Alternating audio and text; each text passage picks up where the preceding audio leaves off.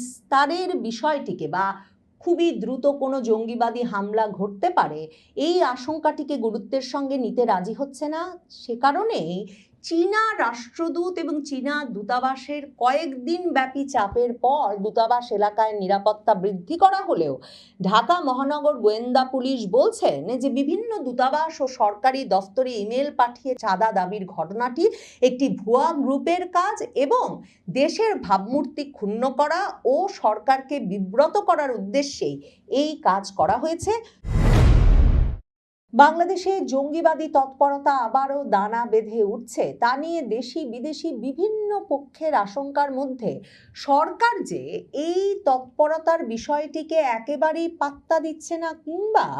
একে একরকমের অস্বীকার করছে তা স্পষ্ট হয়ে উঠছিল। এরই মধ্যে জাতিসংঘের নিরাপত্তা পরিষদ এমন একটা প্রতিবেদন দিল, যেই প্রতিবেদনে তারা স্পষ্টত উল্লেখ করলো যে তারা উদ্বিগ্ন বাংলাদেশে আল কায়েদা তৎপর হয়ে উঠছে বলে, এবং সেই প্রতিবেদনে উল্লেখ করা হলো যে আল কায়েদা বাংলাদেশে নিজেদের স্থায়ী ঘাঁটি এবং গোপন সেল গড়ে তোলার চেষ্টা করছে। আল কায়েদা বাংলাদেশে তৎপর হচ্ছে, ওইদিকে বিভিন্ন জায়গায় প্রেসার কুকার বোমা সহ দেশীয় প্রযুক্তিতে তৈরি বোমা পাওয়া যাচ্ছে। এই অবস্থার মধ্যে বাংলাদেশের স্বরাষ্ট্রমন্ত্রী সালাউদ্দিন আহমেদ বলে দিলেন যে জাতিসংঘ নিরাপত্তা পরিষদের ওই যে প্রতিবেদন সেটা অনুমান নির্ভর এবং সরকার এটাকে কোনো উদ্বেগের কারণ বলে মনে করে না এবং সরকার এটাকে বিশেষভাবে কোনো বিবেচনা করছে না। এই পরিস্থিতিতে বাংলাদেশে চীনা দূতাবাসে এমন একটা ইমেইল গেল, যে ইমেইলে চীনা দূতাবাসে হুমকি দেওয়া হলো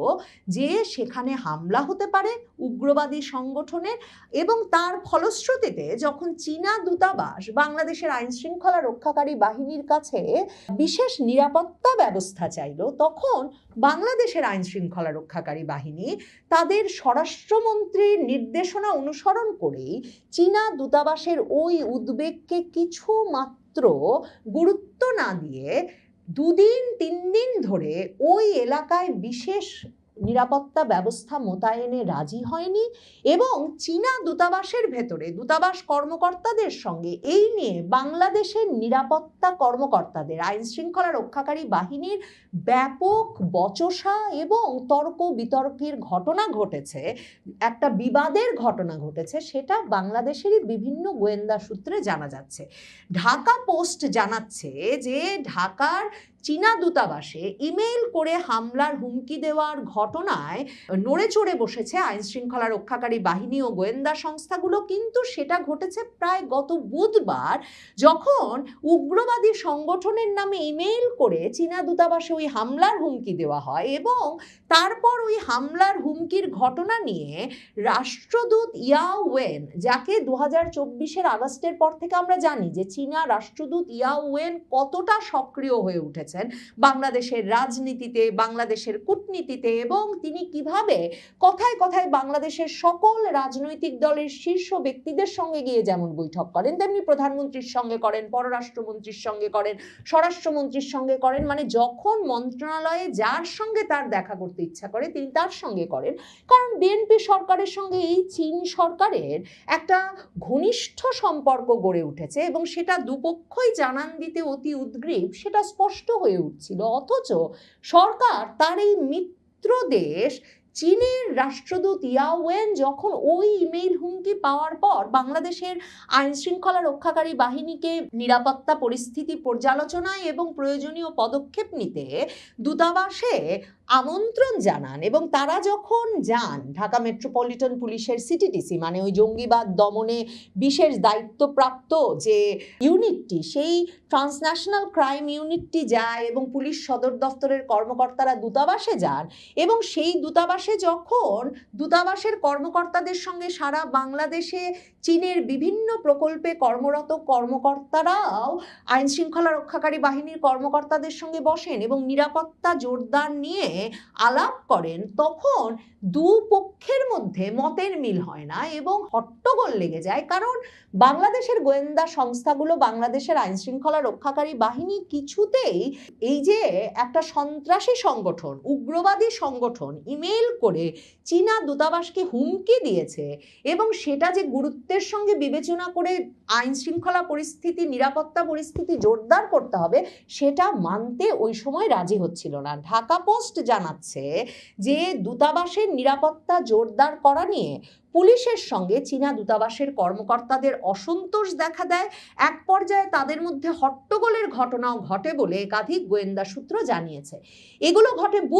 বুধবার থেকে চীনা দূতাবাস একটা উদ্বেগের মধ্যে, আতঙ্কের মধ্যে ওই ইমেইলটি পাওয়ার পর থেকে আছে, কিন্তু সরকার নিরাপত্তা জোরদার করে না। সিটিটিসি এবং গোয়েন্দা সূত্র জানায় এরপর বৃহস্পতিবার 20শে আগস্ট সকাল 10টা থেকে 10:30 পর্যন্ত ঢাকার বারিধারায় চীনা দূতাবাসে বৈঠকটি অনুষ্ঠিত হয়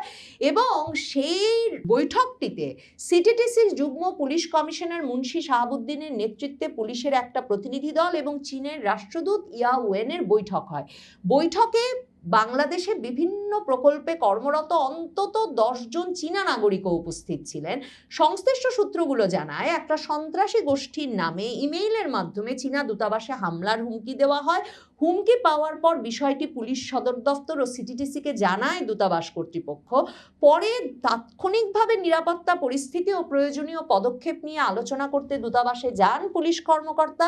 এরপরে পুলিশ কর্মকর্তারা চীনা দূতাবাস থেকে বেরিয়ে জাপানি দূতাবাসেও যান। খুবই ইন্টারেস্টিং, জাপানের দূতাবাসেও এরকম ইমেইল গেছে কিনা সে বিষয়ে জাপানের দূতাবাস এখন পর্যন্ত কিছু জানায় না, কিন্তু চীনের দূতাবাসের বৈঠকটার পরপরই জাপানি দূতাবাসে যায় পুলিশের ওই কর্মকর্তারা। এবং জাপানেরও সারা বাংলাদেশ জুড়ে বিভিন্ন প্রকল্প আছে, ব্যাপক পরিমাণ বিনিয়োগ আছে বাংলাদেশে। এবং বৃহস্পতিবার সকালবেলায় প্রায় 1 ঘন্টা ধরে ঢাকার বারিধারার জাপানি দূতাবাসে বাংলাদেশের নিযুক্ত জাপানের রাষ্ট্রদূতের সঙ্গেও কিন্তু সিটিটিসির যুগ্ম পুলিশ কমিশনার মুন্সি শাহাবুদ্দিন বৈঠক করেন, কিন্তু তারা এর পরেও ওই দূতাবাস এলাকার নিরাপত্তা বৃদ্ধি করেন না এবং এর ফলে চীন, জাপান সহ বিভিন্ন দূতাবাসের ভেতরে এই নিয়ে আতঙ্ক আরো বৃদ্ধি পেতে থাকে। গত কিছুদিন ধরেই খবর আসছিল যে শুধু যে যুক্তরাষ্ট্র বারবার বাংলাদেশে আল কায়েদা সহ জঙ্গিবাদের বিকাশ নিয়ে উদ্বেগ প্রকাশ করছে সরকারের সঙ্গে, তাই নয়, ভারত তো করছেই, কিন্তু ভারতের কোনো উদ্বেগ তো ধরুন এই মুহূর্তে এই সরকার গুরুত্বের সঙ্গে নিচ্ছেই না এবং সেগুলোকে ভারতের অপপ্রচার হিসেবে প্রচার করা হচ্ছে। কিন্তু যুক্তরাষ্ট্র 2025 সালে অন্তত 5 বার সুনির্দিষ্ট তথ্যের ভিত্তিতে এবং ছবি প্রমাণাদি সহ বাংলাদেশের আইন শৃঙ্খলা রক্ষাকারী বাহিনীকে জানায় যে কিভাবে মার্কিন দূতাবাসে জঙ্গি হামলার জন্য বিভিন্ন জঙ্গি সংগঠন প্রস্তুতি গ্রহণ করছে এবং দূতাবাসের ভেতরে কর্মরত অমুসলিম বিভিন্ন কর্মকর্তা কর্মচারীদের অপহরণ, হত্যা এসবের পরিকল্পনার প্রাথমিক এক রকমের পর্যবেক্ষণ, রেকি, অনুসন্ধানও ওই জঙ্গি সংগঠনগুলো শেষ করেছে। এবং 2025 অক্টোবরে মার্কিন দূতাবাসের ওইসব প্রমাণাদির ভিত্তিতে এক দফা রীতিমতো সোয়াত বাহিনী, মানে পুলিশের সবচেয়ে বিশেষায়িত বাহিনীকে নিয়োগ করতে হয় বাংলাদেশ সরকারকে এবং তারপর থেকে মার্কিন দূতাবাস কিন্তু তার নিজস্ব উদ্যোগে এবং নিজস্ব ব্যক্তিবর্গকে দ্বারা, মানে তার নিজস্ব নিরাপত্তা বাহিনী দিয়ে মার্কিন দূতাবাসের নিরাপত্তা নিশ্চিত করছে। মার্কিন যুক্তরাষ্ট্র এই উদ্বেগটা বারবার প্রকাশ করছে যে 2024 জুলাই আগস্ট থেকে কারাগার ভেঙে এবং এরপর জামিনের মাধ্যমে বাংলাদেশে বিপুল পরিমাণ, মানে কয়েকশো যে জঙ্গি সংগঠনের নেতা কর্মী সংগঠকরা বেরিয়ে এসেছেন, তারা এখন এমনভাবে সংগঠিত হয়ে উঠেছেন যে যে কোনো সময় বাংলাদেশে বড় ধরনের জঙ্গি হামলার ঘটনা ঘটতে পারে। কিন্তু সরকার, মানে ইউনূস সরকার ঠিক যেমনভাবে বলে আসছিল বাংলাদেশে জঙ্গিবাদ নাই, তারেক রহমান সরকারও এই সম্প্রতি এমনকি জাতিসংঘ নিরাপত্তা পরিষদের প্রতিবেদনটিকে পর্যন্ত অনুমান নির্ভর হিসেবে ঘোষণা করে বলেছেন বাংলাদেশের স্বরাষ্ট্রমন্ত্রী যে তারা এই অনুমান নির্ভর বিষয়টিকে আমলে নিচ্ছেন না। এমনকি পররাষ্ট্র প্রতিমন্ত্রী শামা ওবায়েদ তিনি বলেছেন যে এই যে আল কায়েদা নিয়ে যে খবর ছড়ানো হয়েছে জাতিসংঘের নিরাপত্তা পরিষদের মাধ্যমে, সেটা ফ্যাসিবাদী সরকারের প্রোপাগান্ডা মানে আওয়ামী লীগ সরকারের প্রোপাগান্ডা হতে পারে। এই অবস্থায় চীন জাপানের রাষ্ট্রদূতেরা দেখছেন এই সরকারের মিত্র সরকার চীনের রাষ্ট্রদূত ইয়াও ওয়েনের মতো প্রভাবশালী রাষ্ট্রদূত সেই বুধবার থেকে তার কাছে পাঠানো ওই ইমেইলে হুমকি পাওয়ার পর থেকে দেখছেন যে বাংলাদেশের পররাষ্ট্র মন্ত্রণালয়, স্বরাষ্ট্র মন্ত্রণালয় সহ কোনো পক্ষকে এই যে দূতাবাস এলাকার নিরাপত্তা বৃদ্ধি করা দরকার, সেখানে হামলার হুমকি দিয়ে উগ্রবাদী সংগঠনগুলো সংগঠিত হচ্ছে, এই বিষয়টিকে গুরুত্বের সঙ্গে বিবেচনা করানো যাচ্ছে না। এই অবস্থায় চীনা দূতাবাসে এক দফা বৃহস্পতিবার আইন শৃঙ্খলা রক্ষাকারী বাহিনীর সঙ্গে চীনা রাষ্ট্রদূতের বিবাদ হট্টগোলের পর অবশেষে সরকারের বিভিন্ন তরফে চাপ প্রয়োগের পর চীনা দূতাবাসে শুধু নয়, সারা কূটনৈতিক এলাকাতেই নিরাপত্তা জোরদার করার ঘোষণা দিয়েছে বাংলাদেশের আইন শৃঙ্খলা রক্ষাকারী বাহিনী অবশেষে এসে রোববার 23শে আগস্ট। এবং তখন বলা হচ্ছে যে রাজধানীর কয়েকটি বিদেশি দূতাবাসে ইমেইলের মাধ্যমে হুমকির ঘটনায় পুরো কূটনৈতিক এলাকায় নিরাপত্তা জোরদার করা হয়েছে। বারিধারা ও গুলশানে অবস্থিত দূতাবাসগুলোকে বিশেষ নজরদারির আওতায় আনা হয়েছে। পোশাকধারী ও সাদা পোশাকে আইন শৃঙ্খলা বাহিনীর অতিরিক্ত সদস্য মোতায়েন করা হয়েছে। এ অবস্থায় মিত্র দেশ চীনের সঙ্গে এই যে বিবাদটা ঘটে গেল নিরাপত্তা নিশ্চিত করা না নিয়ে, সেটার একটা সুদূর প্রসারী প্রভাব পড়বে নিশ্চিতভাবেই। এবং অনেক সূত্রই বলছে ওই যে তিস্তা প্রকল্প থেকে শুরু করে অনেক প্রকল্পেই যে এমনকি প্রধানমন্ত্রী তারেক রহমান সফর করে আসার পরেও চীনের তরফে কোনো প্রতিশ্রুতি পাওয়া যাচ্ছে না, তার একটা বড় কারণ বাংলাদেশের অস্থিতিশীল রাজনৈতিক পরিস্থিতি এবং বাংলাদেশে জঙ্গিবাদের বিকাশের মধ্যে চীন এখানে বিনিয়োগ করে যাওয়াটাকে নিরাপদ মনে করছে না। তবে বাংলাদেশ সরকার নিশ্চিতভাবেই জঙ্গিবাদের বিস্তারের বিষয়টিকে বা খুবই দ্রুত কোনো জঙ্গিবাদী হামলা ঘটতে পারে এই আশঙ্কাটিকে গুরুত্বের সঙ্গে নিতে রাজি হচ্ছে না। সে কারণেই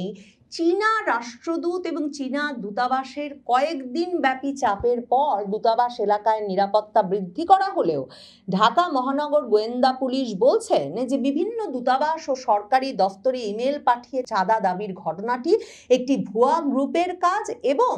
দেশের ভাবমূর্তি ক্ষুণ্ণ করা ও সরকারকে বিব্রত করার উদ্দেশ্যেই এই কাজ করা হয়েছে। জড়িত ব্যক্তিদের শনাক্ত করে আইনের আওতায় আনতে কাজ চলছে বলেও জানান তিনি। তবে নিশ্চিতভাবেই চীনা রাষ্ট্রদূত ইয়াও ওয়েন, জাপানের রাষ্ট্রদূত সহ এসব দূতাবাসের কর্তা ব্যক্তিরা জানতে চাইবেন যে এখনো যদি জড়িত ব্যক্তিদের শনাক্ত করে আইনের আওতায় আনতেই পারেনি ঢাকা মহানগর গোয়েন্দা পুলিশ, তাহলে কি